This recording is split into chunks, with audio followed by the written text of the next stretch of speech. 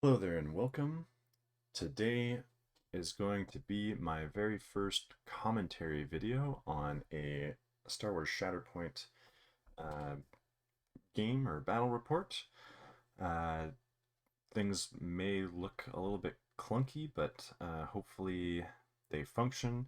Another, of course, improvement that I'd like to make in the new year is, of course, my camera angle to actually record the game itself.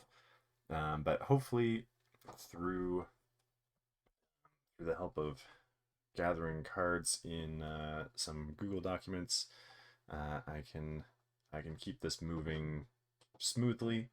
And I made a little struggle tracker with my with a spreadsheet.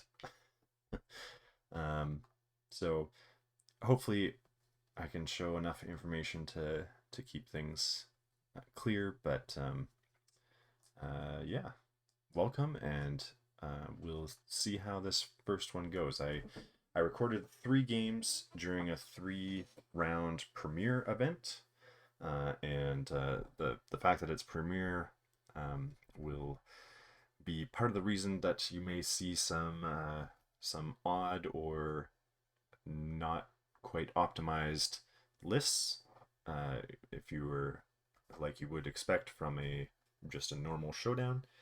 But we did.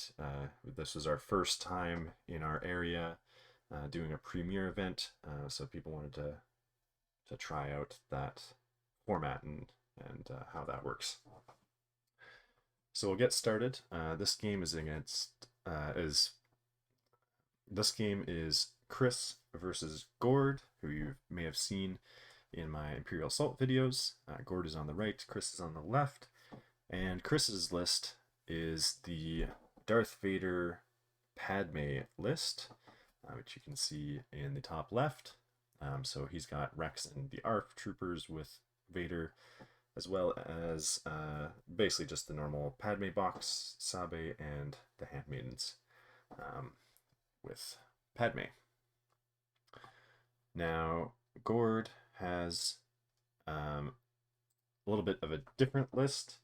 He, I believe, only has the core box at this point, so he's probably saving all of the Mandalorians to be his other list for the Premiere setup. So he's using in his first game Anakin and Asajj with their squads, so Rex and 501st, and Asajj with Kalani and B1s. So both of them will be operating with 7 force points. And I'll get the video playing so that as they finish setup, they'll also be playing on Sabotage Showdown. I'm not sure which struggle card they've pulled because they all have the same donut style layout, and it'll just be once they do their Shatterpoint, then we'll see what tactic ability is available to them for the Shatterpoints. Now, now Anakin is positioned closer to the camera for Gord, and he'll be running up against Vader. Padme is farther from us, and she'll be running up towards Asajj. All right, so it looks like Chris is going first. He's drawn a card, which unfortunately I can't see.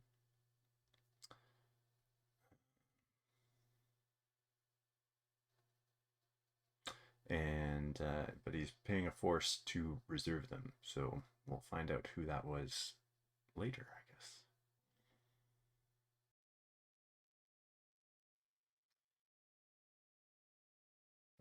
Looks like he's lining up some climbs for his handmaidens. So if it was Sabe, they would have to move towards a primary, an allied primary. So with this, I assume that and he's spent the force, so he must be using exposed flank. So this is where each character in the unit may perform a climb, and if any of them ends the movement at a higher elevation than it began, then the unit has sharpshooter till the end of the turn and also makes a focus action. So that means if he could get a shot off, he would be rolling 2 extra dice. But this is the first turn of the game. They've got a range of 4, so they definitely won't be able to target anyone in this turn. So he's mainly using that for the climb and therefore extra movement. Now on the first turn of the game, then they're marking control, which he is controlling the back 2 and that far middle one, but he will not score points during this first activation. Gord is also positioned to control his back 2 points, and this map is a little easier to be contesting all the points because on your back line anyway, because there's only 2 and you've got 2 squads, so you can just line them up and there's a decent wiggle room to have your units contesting those points. Whereas shifting priorities had the 3, and therefore you had to be kind of in the middle setup with a little bit of wiggle room, but still set up to be contesting all those points. Gord has drawn Rex, so he'll be deciding who he's going to give that dash and hunker to for the Mulan soldier. Although his options are a bit limited because only the one squad is all Galactic Republic, where the other squad is Separatist Alliance. Now, most people, I think, give that dash to Anakin because he does have a jump, but you really want to make sure that on his activation, he is able to move up far enough to attack somebody, at least, because his main identity really wants him to wound either a primary or secondary, but even especially a primary if you can. I'm going to end this is helpful for that, giving him a second attack, although a bit expensive with 2 force. But that's where if you're wounding a primary or secondary, then you get to move the struggle token 1 extra space towards your momentum tokens, and so that's pretty significant and can really help swing a game. And if it's a primary, then all of your Galactic Republic figures may recover. So and that's each character. So both of your support units would be able to recover, even if it's not off themselves. You can if someone's within 2 of them, then they can be taking conditions or damage off of them. It looks like he's just given the dash and hunker to Rex himself, so wanting to get some extra movement and hunkers for him, as he will probably go for that bottom middle point, or maybe I guess it looks like he's considering trying to get into range of must be Chris's ARF troopers to take a shot at them, and probably looking to wound them so that those coordinated fire exposes can start to cost a force instead of being free.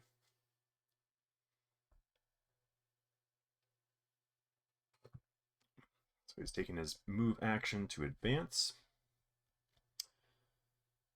and we'll see if he commits to making that attack using defensive maneuver to get an extra dash to become in range.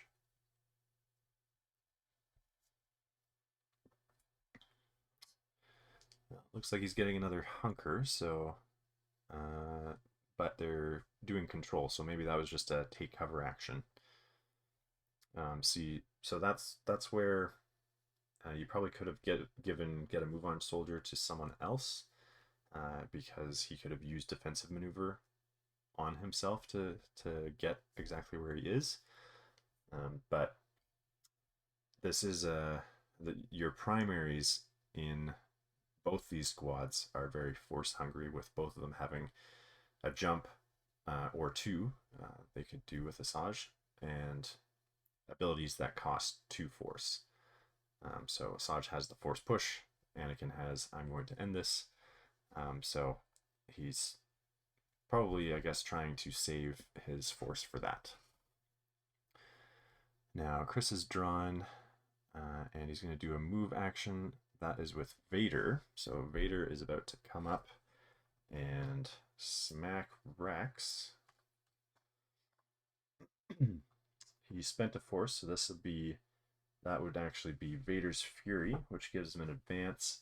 And then during his next attack, then you add 2 damage to the damage pool. So no matter what happens with the attack roll, 2 damage is being added to that pool. So because he is now engaged with Rex, Rex is going to lose his hunker tokens because he does not have Obi-Wan with him to keep those around. So taking those off and getting ready for the attack.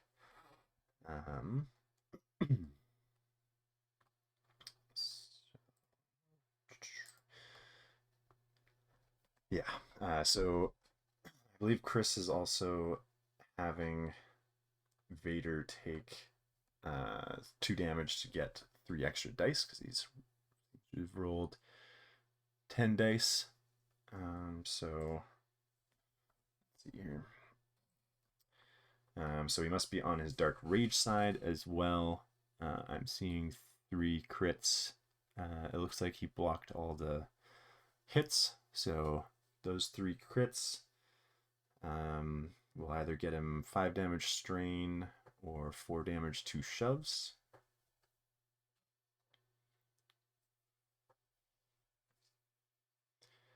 Now 5 damage in strain would make it so that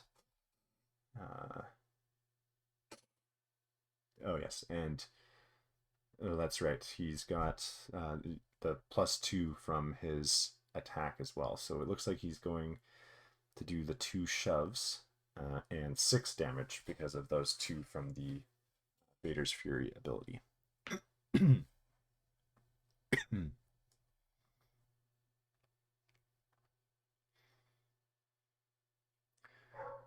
So that's very strong to shove Rex off that point. He's flipping it and will be getting 4 points at the end of this activation.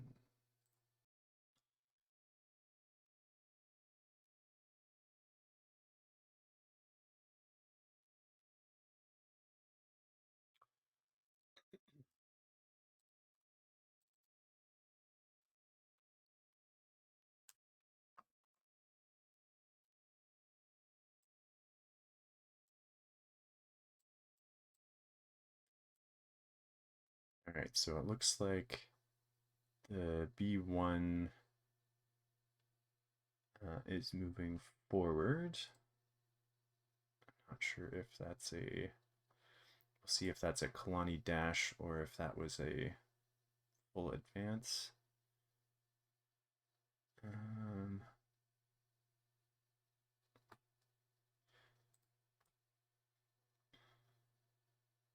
Yeah, Kalani's moving, so those B1s got a dash from Kalani's tactical ability.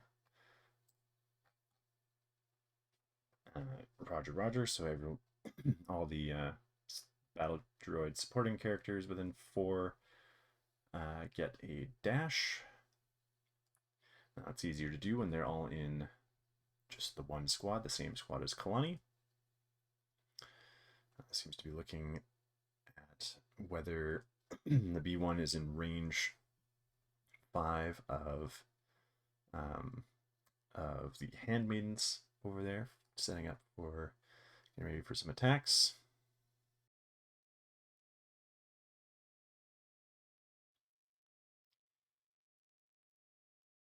Spending a force. It looks like rather than attacking himself to see if he gets that active ability off the tree, that he's going to try to just have the tactical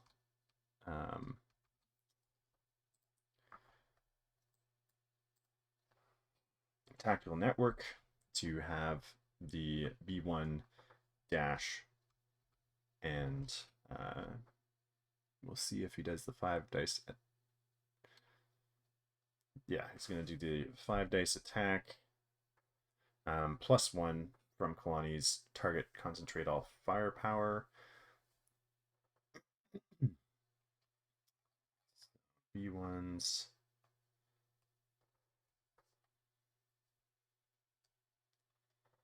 Okay, I tried turning the audio on for the video, but that's just getting distracting. So, it was all expertise on the handmaid's role. So let's see what they've got here. So that was a block and a crit to miss. Looks like we should be getting a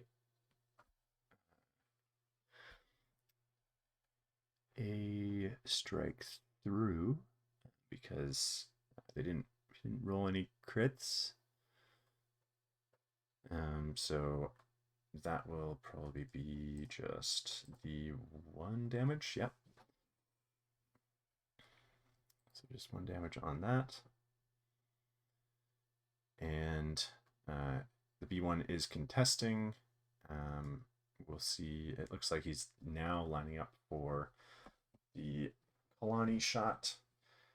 So that'll be a 7 dice attack +1 again for that target concentrate all firepower, which gives the droids an extra die if another a character from another unit, or no, another character, battle droid character,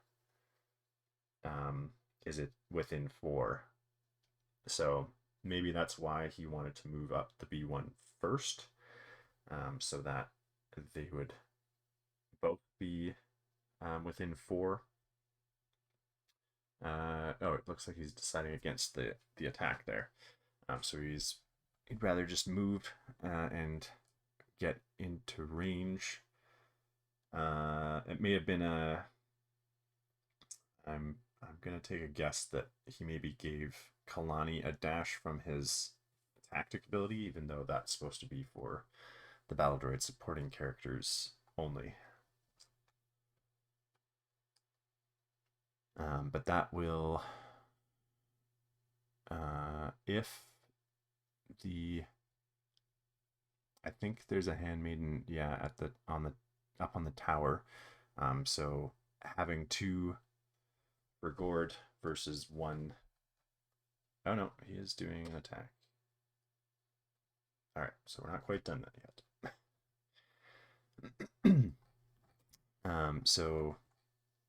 But still, yeah, he's got 2 actions, so he can do a move and attack. He did the move earlier, but that was maybe a misunderstanding with that tactical ability. So Kalani has a very good expertise in range. As soon as you get those 2 expertise, then that's another 3 results, one of them being a crit, which is really, really good. And that can really help you if you were to ever give Kalani or Kraken a 5 dice attack. That expertise can really help to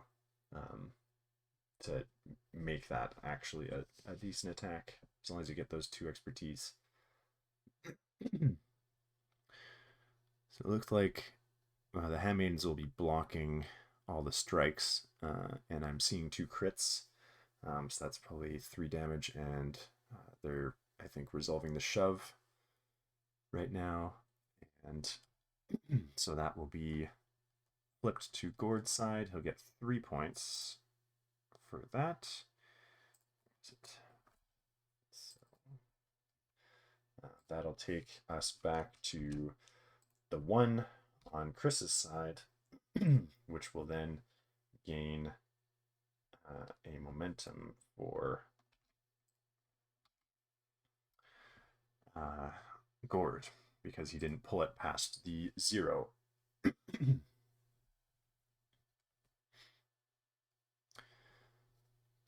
So now Chris is looking at Rex. He's probably picked him and thinking about what tactic ability he wants, or who he wants to give the dash for that tactical ability.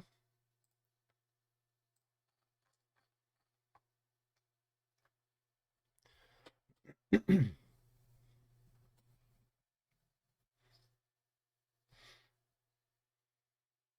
so he's gonna have Padme move her up, and she's close enough to that ingress point to get up a level on that tower.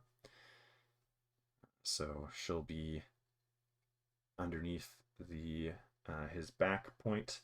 I assume that she's in diplomacy, faith and diplomacy stance. So that would mean that any of the galactic supporting units, which would include the handmaidens, will count for control of objectives if they're contesting the same active objective that Padme is. So I'm probably trying to solidify his back point there, or get ready to move in on that top middle point that Gord just flipped. Rex is now coming in for an attack on other Rex. So if we can just pull up the 1 stance. Yeah, there he is there. So 7 dice attack on 5 dice. We've got 4 blocks in the end. That'll get rid of all the strikes. 1 expertise, or 2 expertise will be 2 hits. It looks like we'll have 1 strike going through. So we can either do another shove with a damage, or just straight 2 damage. I think that Rex is already not contesting.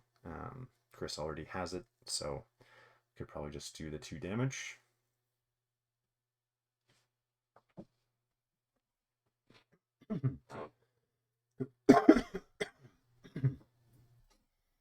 And he's done a defensive maneuver in order to move that far into the board and get himself a hunker token. Now, unfortunately for Chris, he won't have flipped any of the points. However, he's already sitting at 3, and is making it much more difficult for Gord to get that bottom middle point back.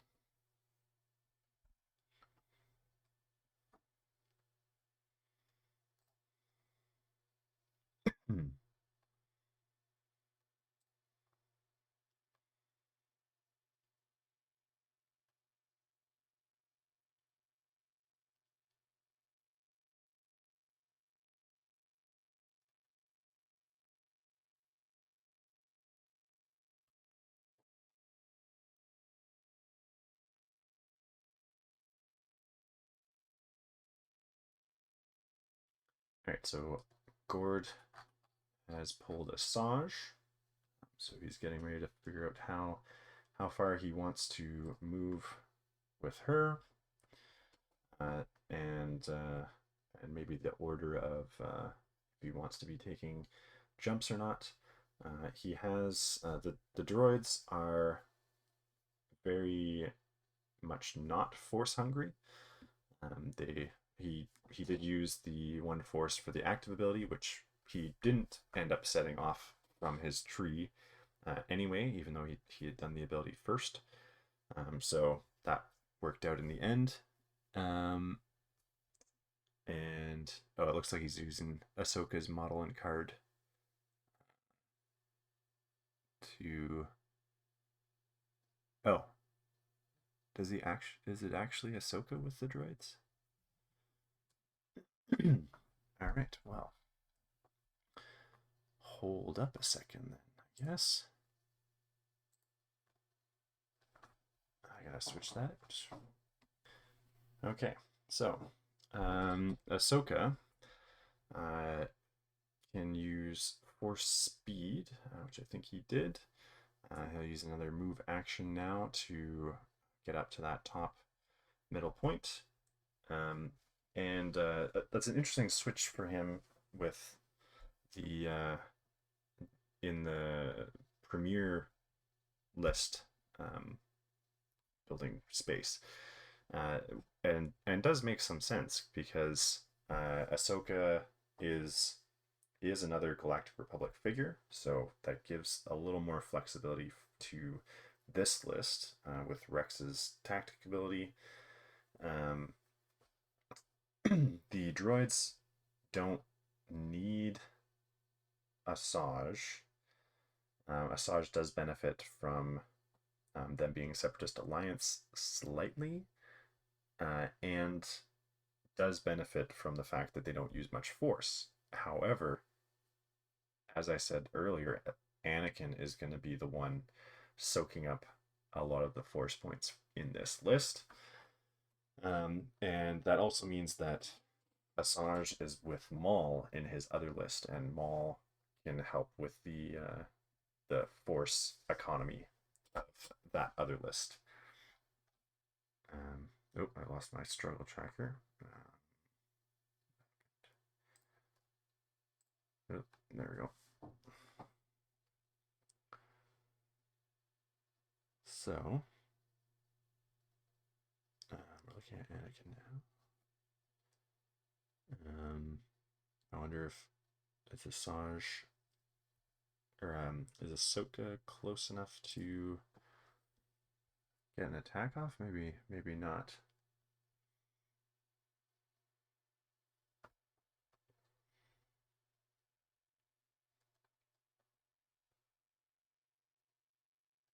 Alright, so they're marking points, so he must Ahsoka must not be close enough for an attack. He will get those 3 points back. And again, not hit 0, so that'll gain him another momentum.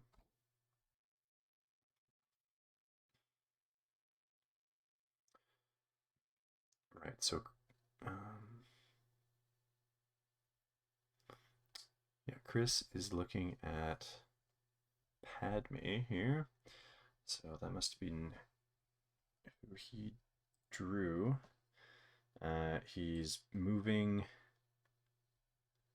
He moved the one handmaiden back onto the top middle objective, and now Padme is also moving towards that objective. So that force would have been for Royal Command to give the handmaiden a advance. Technically, that could give both of them, because it's each character in the unit. Chosen unit gets an advance. But I think I see the little bit of that base of the other one still up on the tower, so he must be wanting to protect that. And he's looking to perform an attack. I would assume on the B1, because Ahsoka has very high defenses and has deflect to reflect damage back at you if you were to make a ranged attack. Yeah. Attacking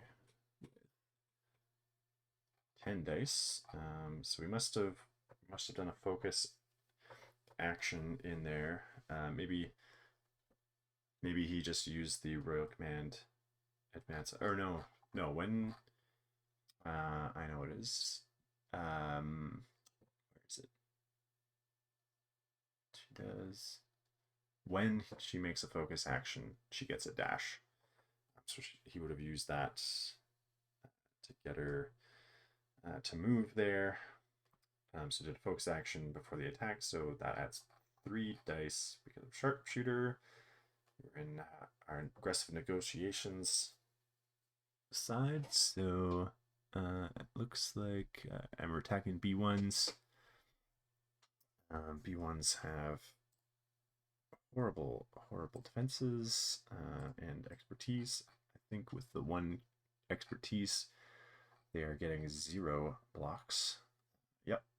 So just the 1 block, and he's got 3 crits, 4 strikes. So yeah, that'll be a full tree for Padme. Can potentially get 8 damage and 2 shoves. Or if he wants to do some healing or expose, yeah, it looks like he's going for shoves. He gets 1 guaranteed shove. I'm not sure which path he's going to choose otherwise. Oh, that was on Kalani. So Kalani also rolls 4 dice in at range. That expertise would have given him a block, though. 1 to 2 expertise. Still full tree for Padme, and maybe deciding if he wants the reposition or maybe the follow-up on the shove. But now Kalani seems to be out of range, so but that looks like that would be tied still. If Ahsoka and the B1s are in range, while Padme and a handmaiden is in range. So I think that will get him 3 points, and not quite flip that point yet.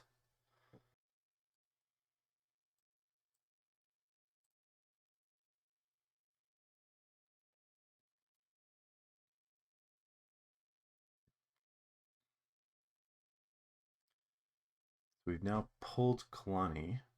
Oh, maybe okay, maybe that first activation with Kalani was a Shatterpoint, which would have, they could be playing the one that gives him a dash as the tactical ability. So that would explain that extra dash from earlier, because now he's getting a second turn, which is allowing him to use his tactics ability to dash the B1s up. So that will make it even harder for Chris to flip that point. And so we're probably looking at our targets of who we would like to wound. I don't believe anyone's wounded yet. Might try to work on those handmaidens because they do have bodyguard for Padme, so to redirect those attacks and make sure Padme isn't being attacked.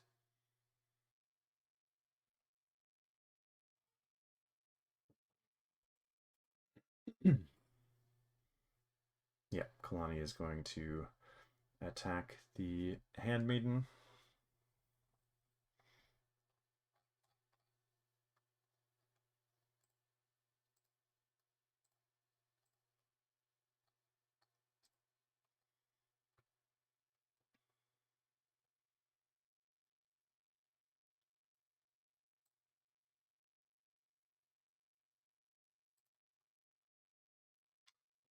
So that expertise will give us a block.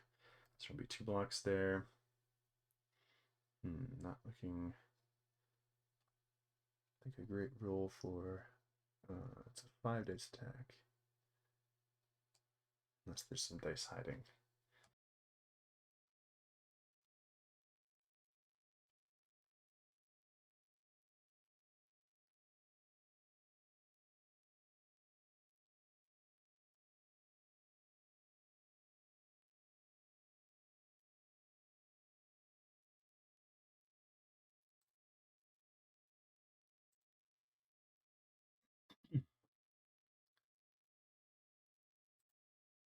So checking the audio, it sounds like he got 3 steps through, which means that he got 4 damage, which was enough to wound them, they said.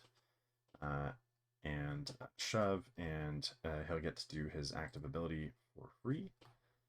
So he will get a momentum for the wound, and he'll be having a B1 do that tactical network to get a 6 dice attack.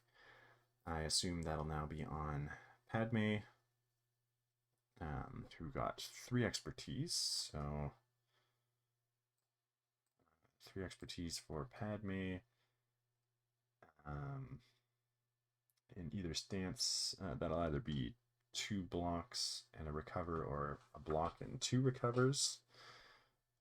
I assume he's hopefully flipped into faith and diplomacy to make those handmaidens still count for control, even though Gord will be keeping that point with all of the bodies that he's got contesting there.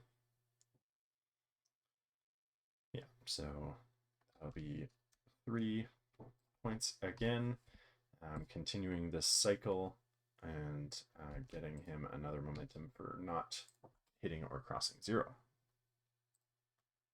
All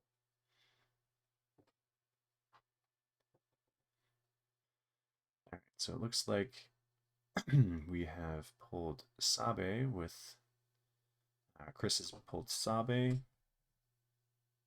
getting a dash, and so he's going to have them all dash towards Vader. So tactical ability is that each handmaiden, which she is a handmaiden, character may dash toward an allied primary. So he's using Vader so that they can move forward, well, slightly sideways, but forward, and getting those ingress points and all that.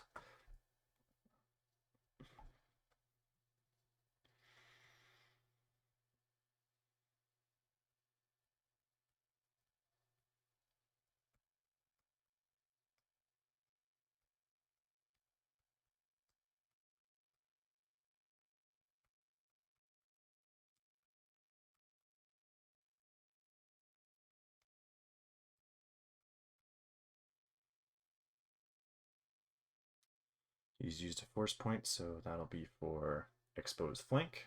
So Sabe gets a climb, and again, if she is ending her movement at a higher elevation than she began, so that will give her sharpshooter and a focus action to add 2 dice to her upcoming attack. So that'll be a 9 dice attack, and let's see if he's going to try to wound Kalani or go after those B1s. I assume, well,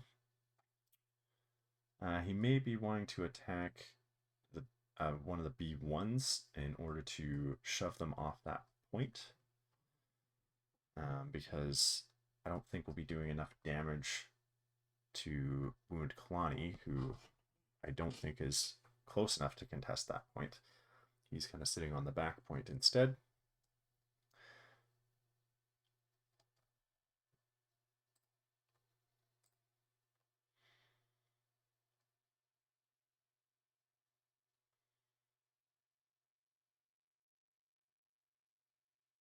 So it looks like he's getting 5 successes through.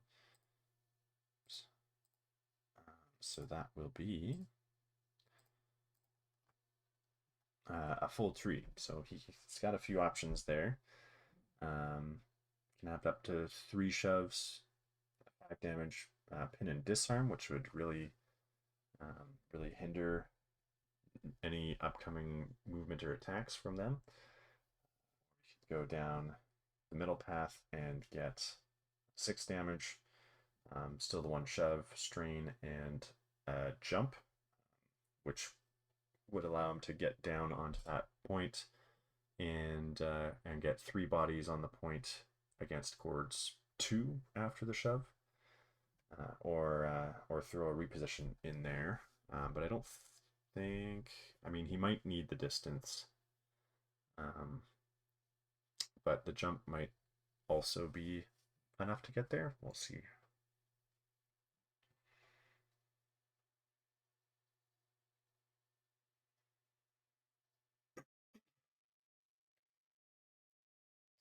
Resolve that shove, which pushes him into the building.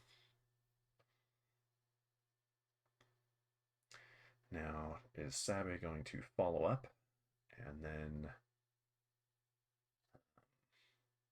yeah, he only needs 1 shove to get, well, maybe, yeah, with that big base, probably the 1 shove was enough to push him into that building. So it's just a question of if he wants to leave him pinned and disarmed, or strained, and get some movement from Sabe to flip that point.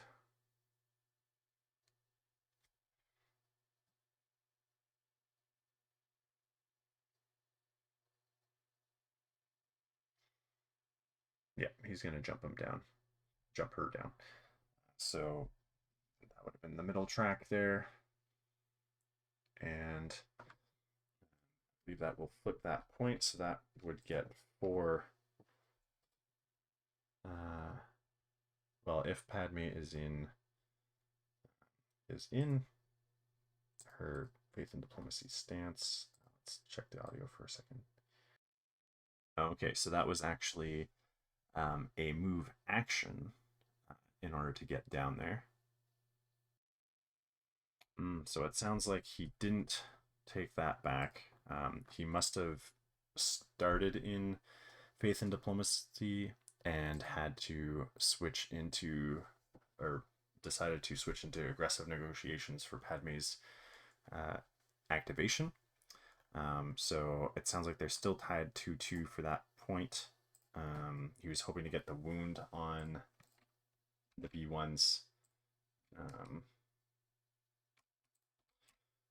So that'll just be 3 points, getting him back to 4.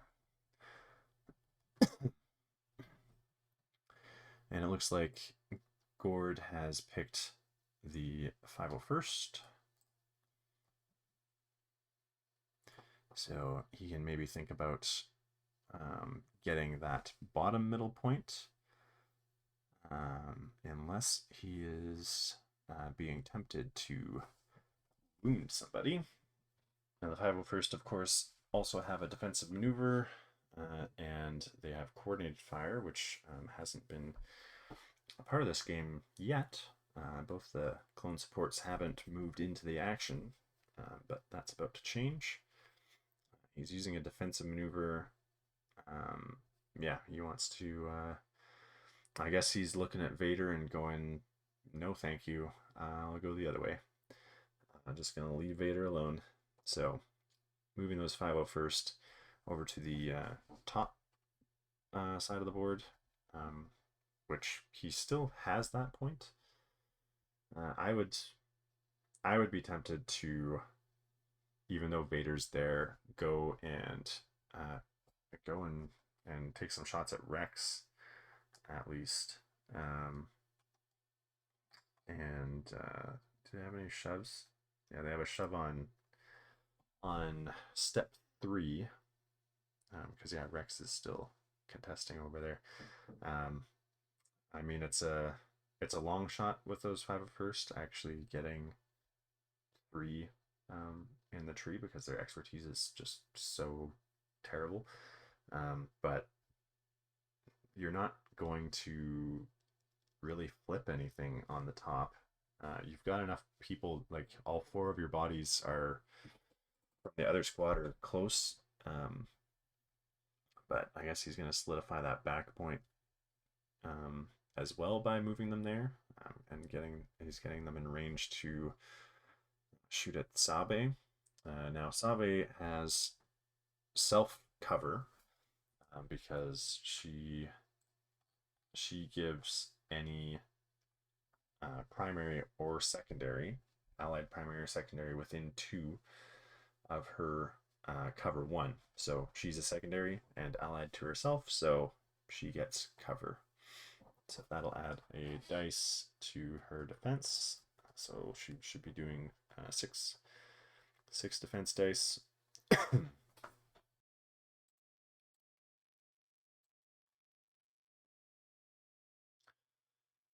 2 blocks and a expertise will give her, that'll give her an extra block. See, there's a comma in there. There's nothing behind it. But so that'll be 3 blocks. Yep, gets rid of those 3 strikes. We must have 2 successes getting through. So that'll be a pin and 2 damage. So as expected, not quite getting that shove. But we'll do it again with the other character.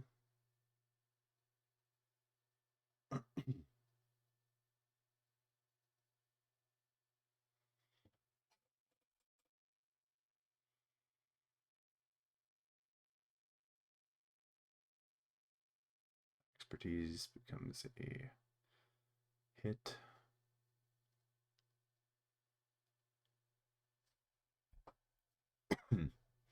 Oh, he's remembering his dice from the cover there.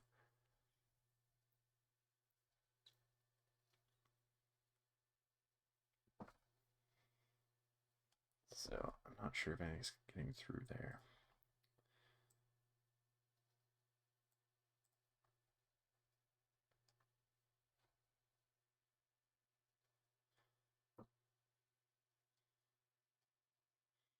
Oh, she's shooting at Padme in this this one, and I think he got a pin onto Padme and 1 damage.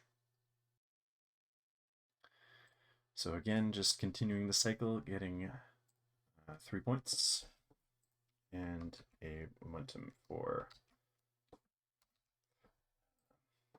not crossing 0 again.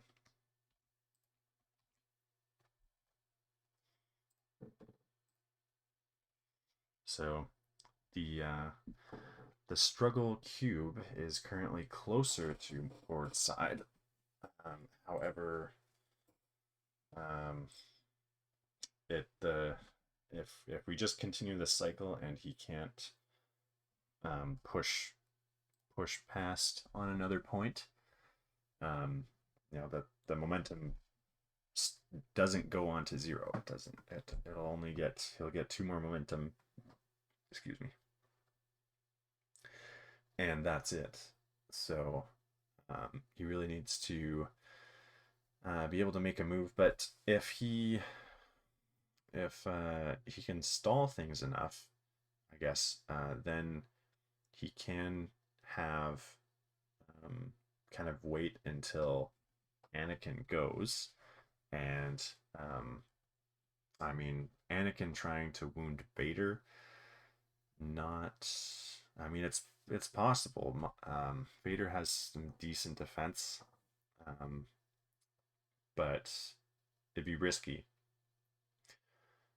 I would probably have him go for Rex. That would be probably a more guaranteed kill or wound, which would still get him the extra movement of the struggle token.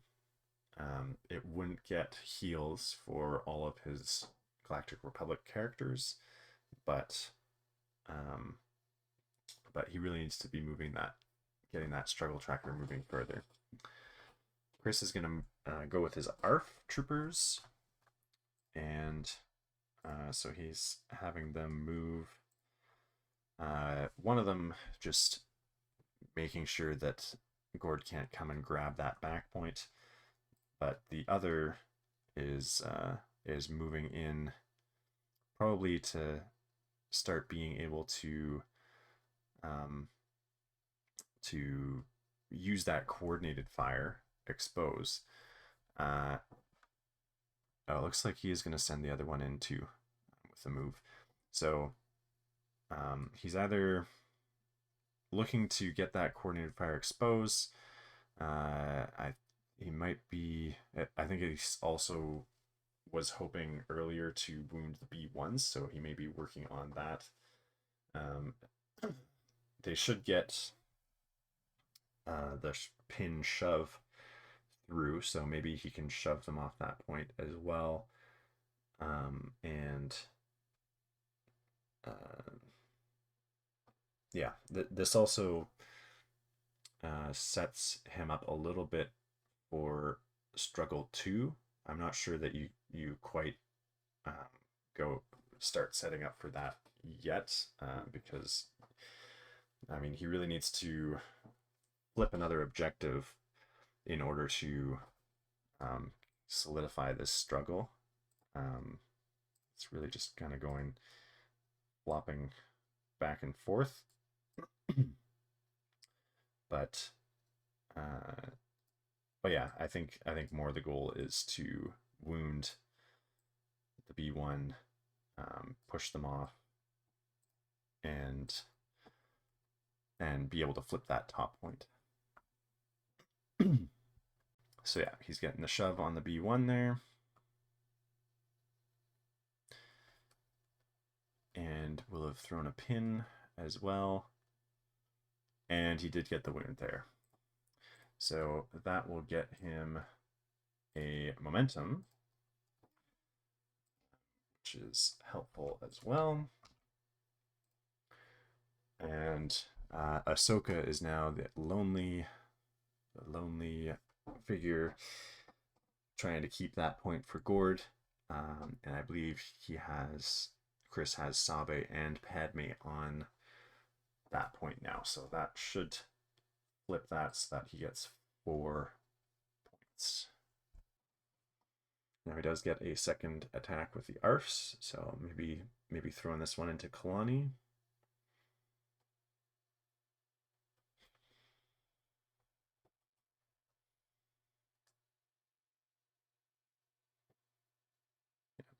Expertise becomes a block. Yep. And he's used up all of his force. I'm not sure if he's had the Shatterpoint yet. So we'll have, I think, one activation left. Let's see.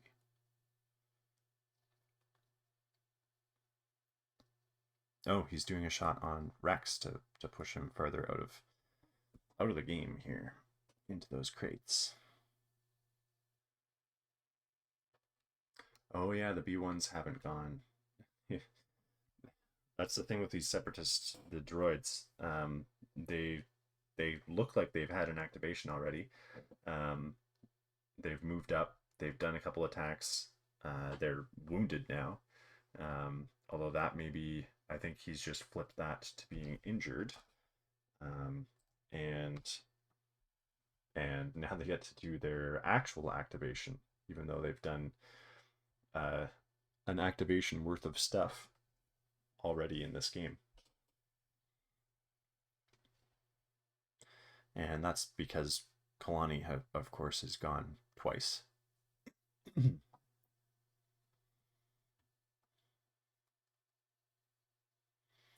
So that means that Chris has his Shatterpoint left. That'll be his last turn in the shuffle. But he'll have no force left for that. Gord is going to shoot with his B1s.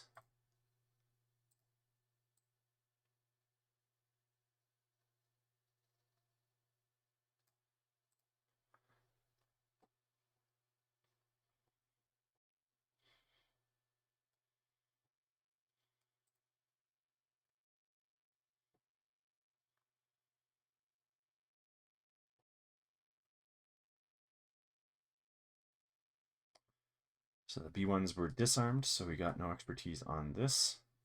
I think he gets 1 success through on that attack, which will be 1 damage.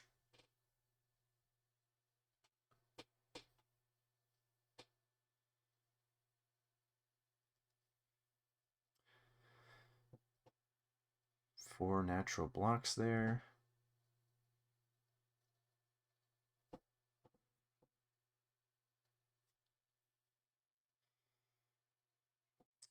I think that Gord's expertise only gives him hits, so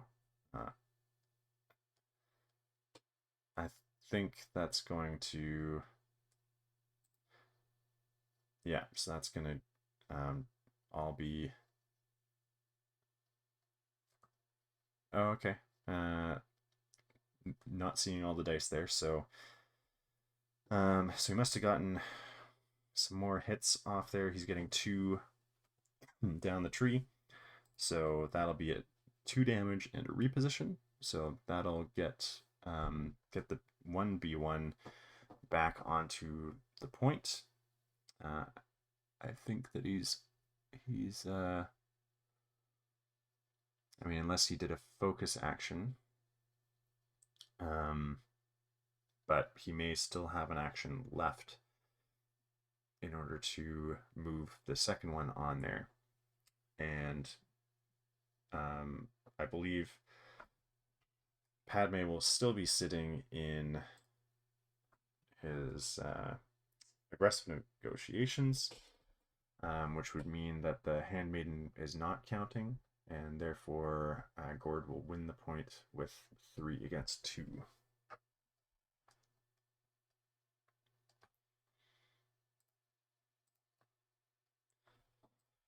However, that only gets him back to the 2 now because of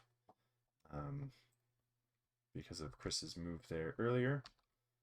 So Chris gets, if he does the Shatterpoint and does it on Vader, then, well, he needs to, yeah, he needs to get 4 points and a wound to finish up this struggle.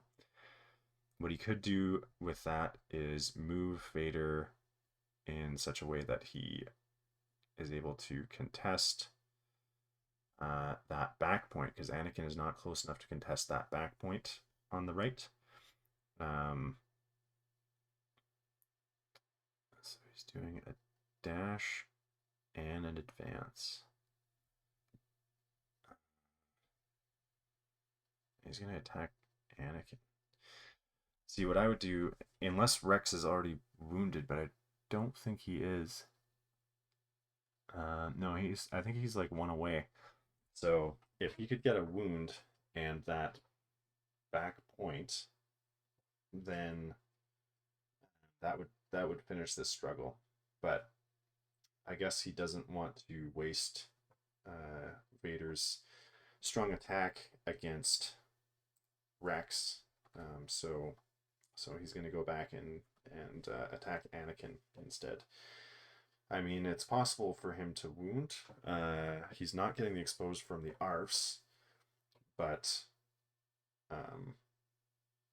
he's going to be rolling 10 dice because he took the 2 damage again.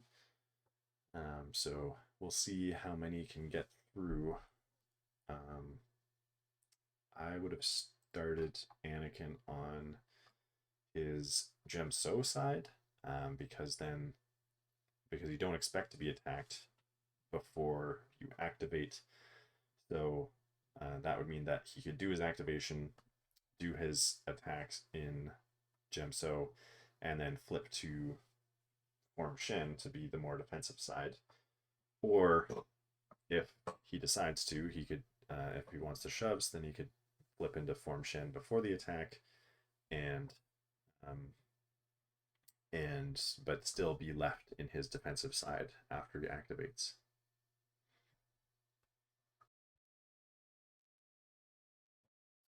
All right, so he's doing 8 damage on Anakin and a strain. Looks like so. Yeah. So, so yeah, dark rate should be either should be 7 or 9 if he's adding 2 down. Oh well, what happened here? So he got a dash and an advance. He didn't have a force to do Vader's Fury. Right, so he was not adding those 2 damage. Oh, but it's a Shatterpoint. The Shatterpoint gave him a dash. That's what it was. So yeah, 8. Yeah, so he went top track, 4 successes. Is 7, 8. Or maybe you got 5 successes for 8 damage. Strain. I guess he didn't do the shove or dash.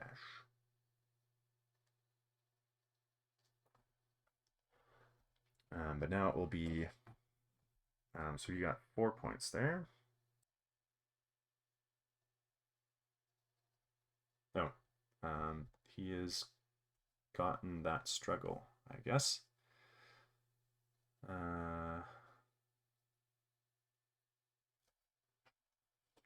So I must have miscounted somewhere. Did he get another wound? Maybe he wounded Kalani there earlier? Or no? No, because he didn't shoot Kalani. Unless he did hold on to that top point. So, anyway, struggle 1 is done, I guess. We're now going into struggle 2, and it looks like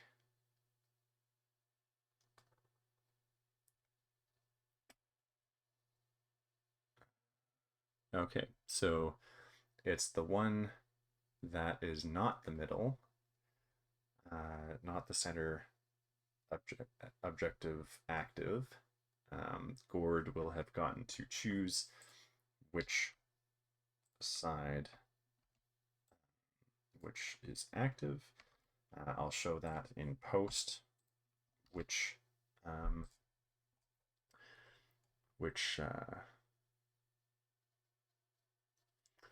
I'll show in post the struggle card that is associated with that layout, and he will have chosen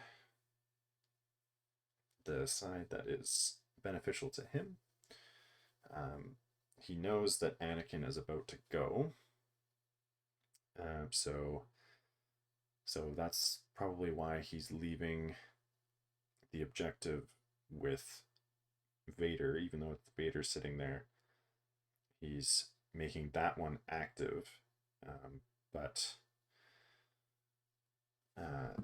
then all of his, like almost everybody else on his squad is on the other side of the board, so it does make sense to have the 2 active objectives on that side of the board, the 2 other ones, even though he's quite solid on that back top point with the 501st and Kalani,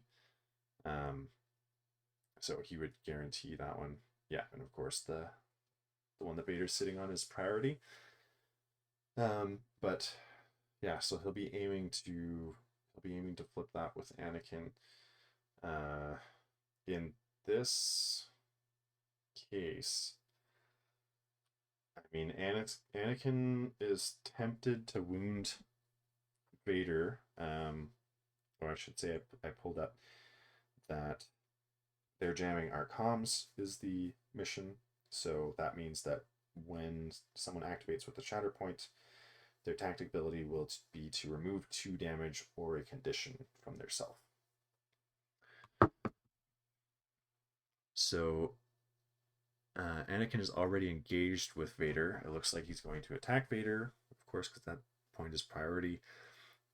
I would be tempted to use Form 5 Shen in order to guarantee those shoves, and because he has 3 in a row, and he could, I mean, especially with 2 attacks, he could definitely be pushing Vader off of that point.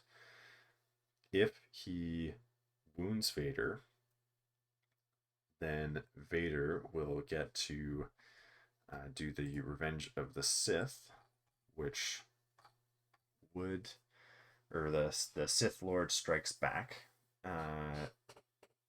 which when he gets wounded, he would get a dash and be able to make a 5 dice attack, which would definitely have a chance of wounding Anakin. Because Anakin's at 8. I thought he was strained, so he should be recovering that if he doesn't want to wound himself with that jump.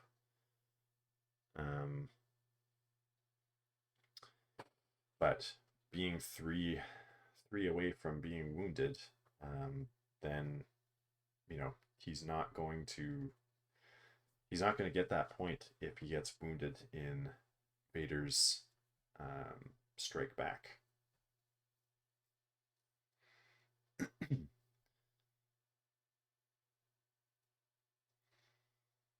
So hopefully he's realizing that he needed to do a recover action there,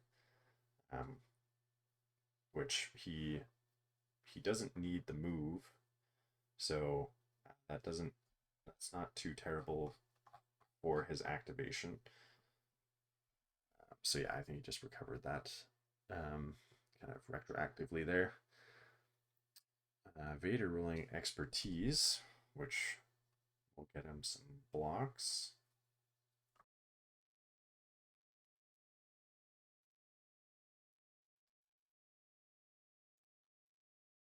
Yeah, he is using the Gemso side.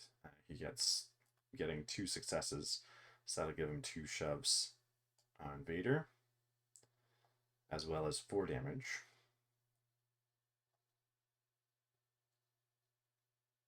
And he's going to follow up, so he may be, yeah, he's looking to stay engaged with Vader. He has pushed him off the point, but he may be looking to push him farther off the point. He has the 2 force, and this is the last activation of the shuffle, so yeah, he's free to use those 2 force and shove Vader even further. If he was able to add a pin to this, then that would make Vader pretty sad. I mean, he still, he can shed the pin with either Vader's Fury or his move action, but that only gives them the option to run back to that point if he shoves them further.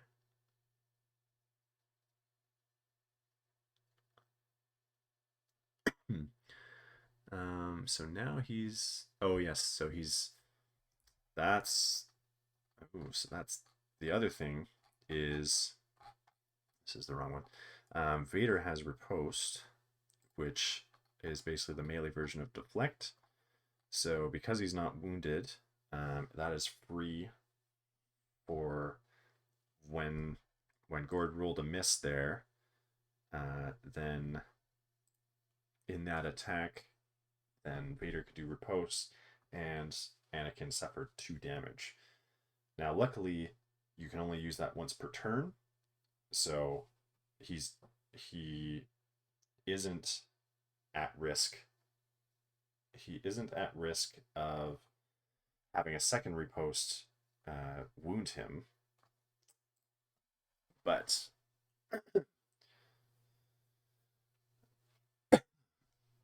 sorry, they're all yelling in my ear because it's just become mission critical. So He's not at risk of being wounded by a second riposte because they can only use it once. But if he wounds Vader, which Vader is at 8 damage out of 12, so it's quite possible, then Vader can get the strike back attack that I was talking about earlier.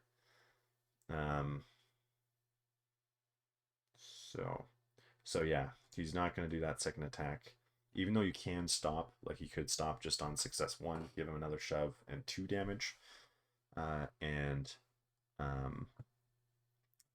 you know, he doesn't have to take all the successes and wound him if he got more than 1 success. But it looks like he's going to stop there. And that will have gotten him 2 points because it seems that they are tied on that top point, so maybe that's where it didn't flip when I thought it did. So Gord is sitting at 2. Mission critical will have given him a momentum at the end of his activation.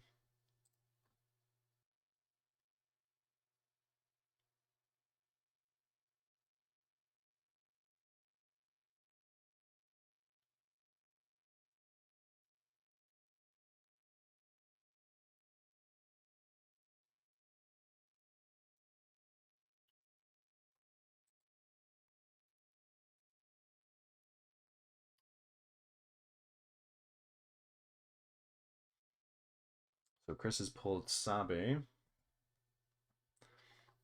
and he can have the handmaidens dash towards a primary. So so that allowed him to dash up, dash to an ingress point. Also did expose flank in order to get sharpshooter and the focus. So rolling a lot of dice there against Kalani, I assume.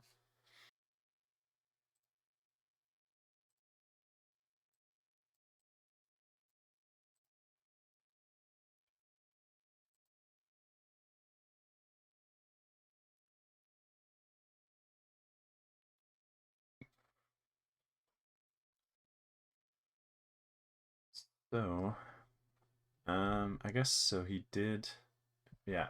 So that attack was on the B1s, shoving them back, and so Sabe did jump back down, and is getting.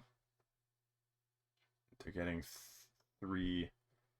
He's getting 3 points. So the handmaidens are either not wounded or Sabe or Padme is allowing them to contest.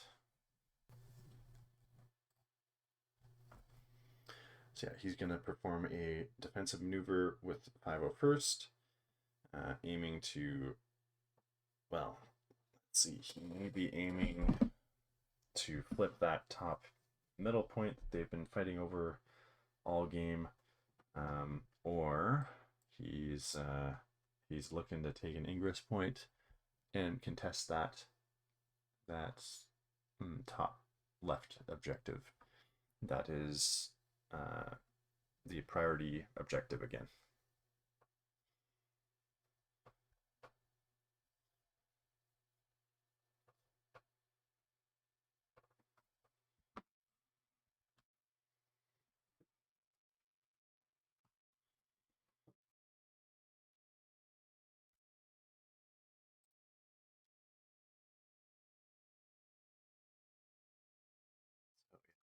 Defensive maneuver is taking him to an ingress point, which gets him up a level there.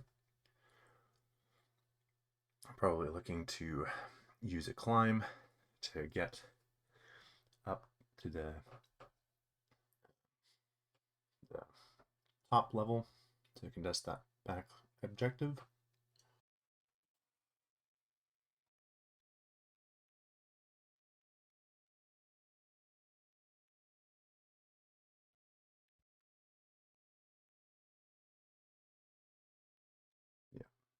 So yeah, there's the climb. Get in range.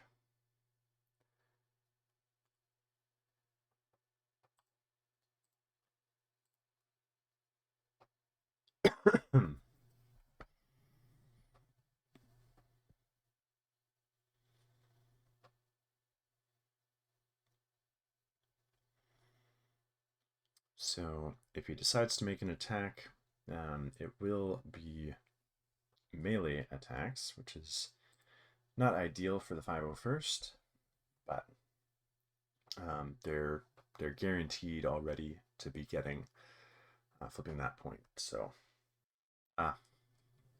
see, so they're realizing, yeah, they're realizing now that the handmaidens were already wounded. So yeah, he didn't get those 2 points previously, which would get him a momentum for not pulling it back over. He just got 1 point in the last activation. So now he's considering attacking the ARFs. But I think there's some confusion with the fact that that they are engaged with the handmaiden, but because the handmaiden's wounded, that won't actually affect who he can target. He could be making ranged attacks on the ARFs, but instead they'll still get the point by being on the lower level at the same height. So now they're still going to get that objective, but they're going to do some attacks into the ARFs.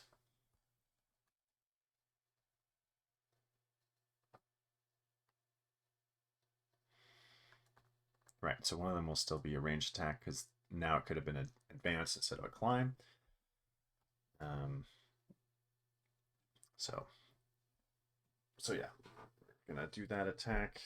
Maybe he's gonna do the ranged first, hoping to shove the ARF out of melee range for that other 501st, so that he can do a ranged attack instead of a melee attack.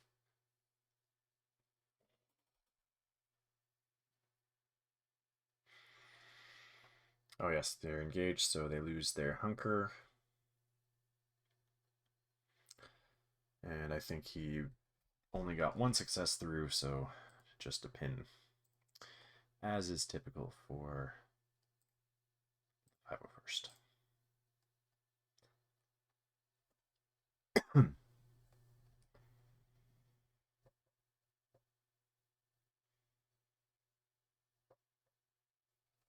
Okay, this attack's going to have 3 get through, so that would get him to the shove.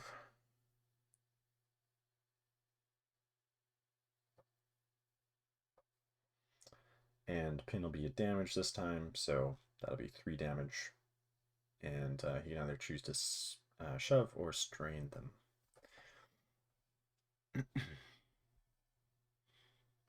So yeah, it looks like he's choosing to strain them. So they're at 3 damage out of 7, pinned and strained. So that will mean that he should get 3 points.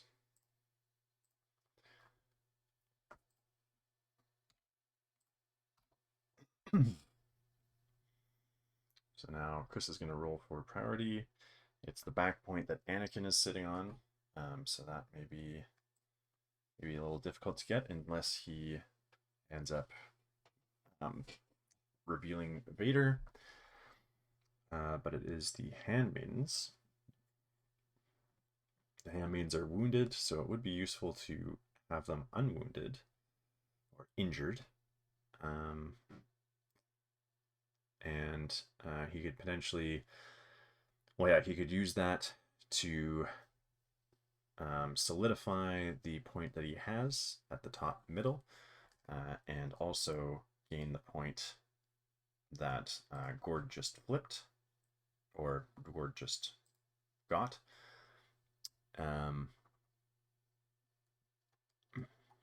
Yeah, so I think it looks like he is going to go with them.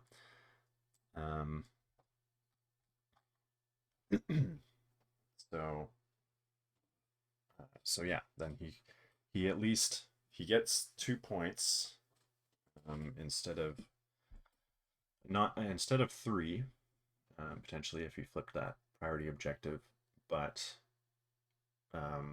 it's a little more guaranteed than trying to reserve and kind of fish for Vader to who, well, you know what, at the same time, you would need to get someone on that point, but Anakin is very close to being wounded. He's one damage away. So even if he gets Rex or Padme, either of them could move Vader onto the point, and then wound Anakin.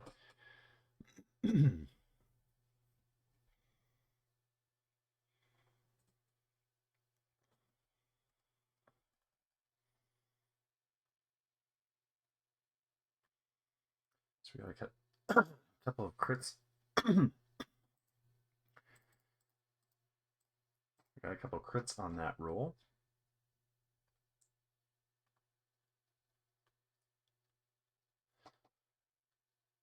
So yeah, he's going with the Handmaidens. That 2 damage was a coordinated fire from Padme.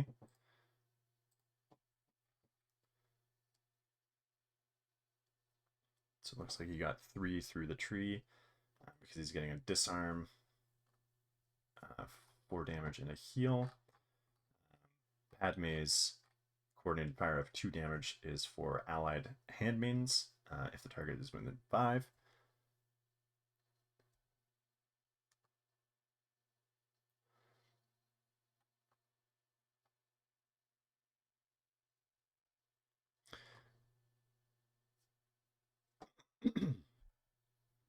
So these attacks were on the 501st.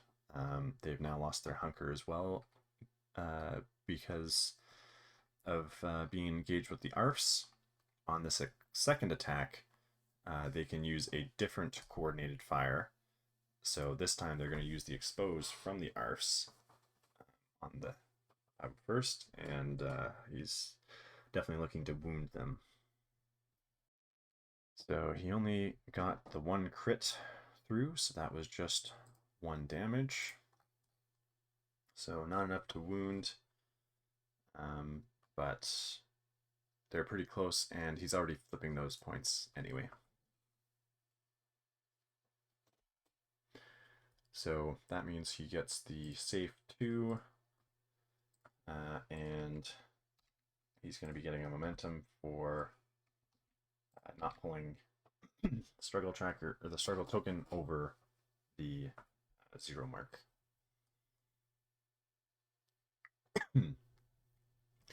Looks like the priority token is staying with Anakin, so that's nice for Gord. So now he can try to work on flipping one of those other points. He's 5 away, so it'd be pretty hard to get 4 points and a wound. The possibility would be Anakin going and wounding someone. I think Vader's outside of contesting range for that back right point, so he could technically leave it, go wound Rex,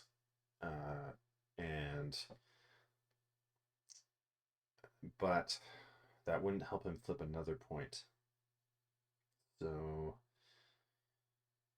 yeah, Anakin's not the play there. It looks like he's revealed B1s. Oh, the B1s seem to have a second wounded token on them. So maybe that's what finished off that struggle earlier, was another momentum for wounding them. They are pinned, I can see. So that definitely disrupts this activation for them. But he could be trying to get, if he can move one onto the point, try to get the reposition to get the second one onto the point. I believe Padme, oh yeah, Ahsoka's sitting on there for him. So that would overwhelm Padme and Sabe.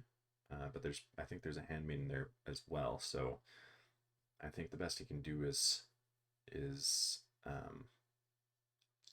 to tie that point. But to flip it, he'll need to wound somebody. Padme looks like she's only got a condition on her. Or no, I think she had 1 damage. Yeah, a condition and a damage. Sabe, I think, is full health. So,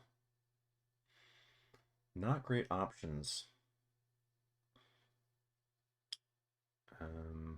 They don't really have shoves on their tree, so it's not like I mean, the one that can move could maybe try to go for that back point, but with no shoves, you're not pushing that handmaiden off of the point in order to flip it. So yeah, he almost is that what he's gonna do? I think he might be reserving them, which he can just shove them to the bottom as well. I mean, they're right by one of the objectives. Yeah, he's gonna put them on the bottom.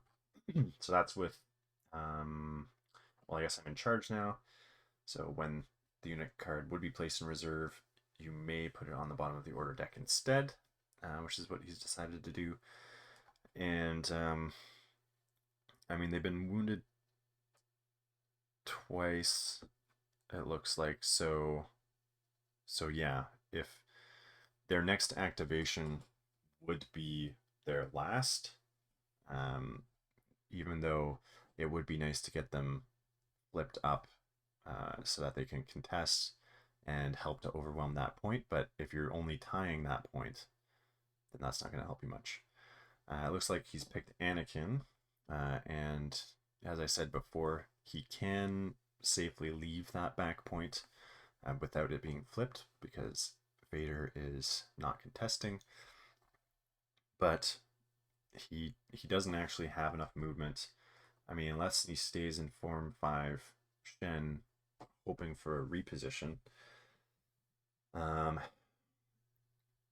Which, I mean, he might get off of, if he attacks these ARFs, then, he can wound them, get a momentum. He won't get his extra stuff because they're a supporting unit instead of secondary or primary. But he could be going for that reposition in order to go contest the back point. Now again, that's not actually going to flip it because the handmaiden is now injured instead of wounded. So he would only be tying that back point. So he's getting 4 successes there. So that'll get him his reposition, or he could take the bottom or the top track. Bottom track, and get a bunch of shoves and a jump, which would get him onto that point. But again, the handmaiden is going to stay there, so.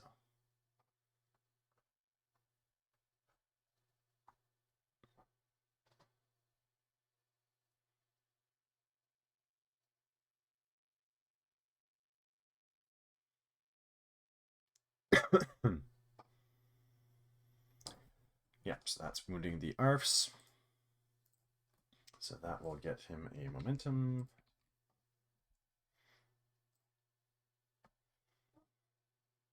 Is he going to take the reposition with heals? I mean, that actually might not be a bad idea. If he only needed the 4 damage, which I think is the case, then he could get some heals so that he's not so at risk of being wounded. But it does look like he wants to jump instead. I wasn't sure if he could reach the ingress point with that reposition, but it might not be the case. So the jump will definitely get him up there. That'll tie at the elevation. Although, so he's looking at the 501st who are underneath. So he may be thinking that they count to break that tie, which is not the case. But we'll see if they're resetting the struggle or not. So he should be getting 2 points. Oh yeah, I've missed some. He'll be getting momentum. Yeah, I think they're redoing. Yeah, they're switching struggles. I did forget some momentum from the mission criticals. I think that was only 1 each. Maybe I just forgot it on the last turn. But yeah, so we're gonna restart or do struggle 3. It looks like it is the line down the middle. So that will be the get to the hangar bay, which again has the tactics ability of the dash at the start.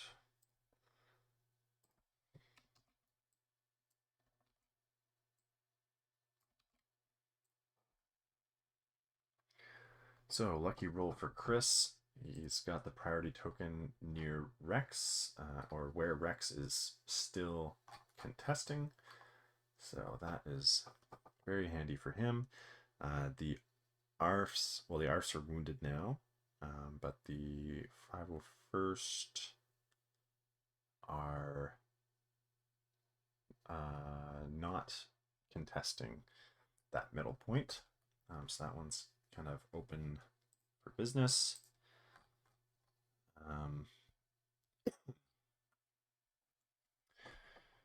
And so now we need to see, and that top one, I believe, was in Chris's control. So that was actually a really nice pull for him, because he's already sitting on 2 of those objectives, I think. Vader is going to go for the kill on Rex.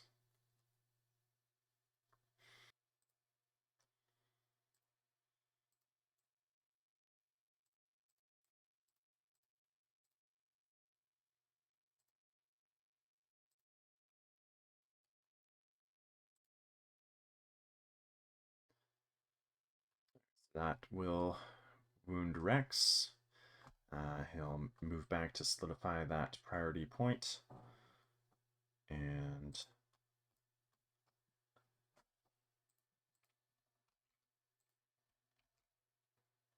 we got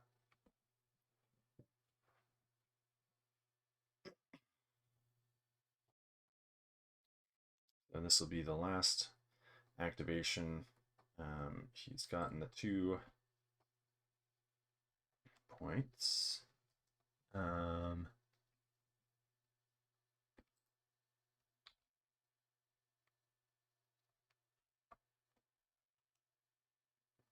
Yeah, he's got both the objectives, so that'll get him 3 points. That was time for the round. So because Chris has those 2 objectives, and Gord is controlling none, that will be the tiebreaker that gets Chris struggle 3, and therefore gets him 2 struggles, and he wins that first game. Thank you for watching. Hopefully that wasn't too clunky to watch. I have most of the information in front of me here, at least to scramble through, and hopefully I was able to cut this down in post so that it's a little more smooth with not too many breaks. And I'll be trying to do this again for the next two games, hopefully a little more smoothly. So look out for those soon, and we'll see you next time for another commentary battle report.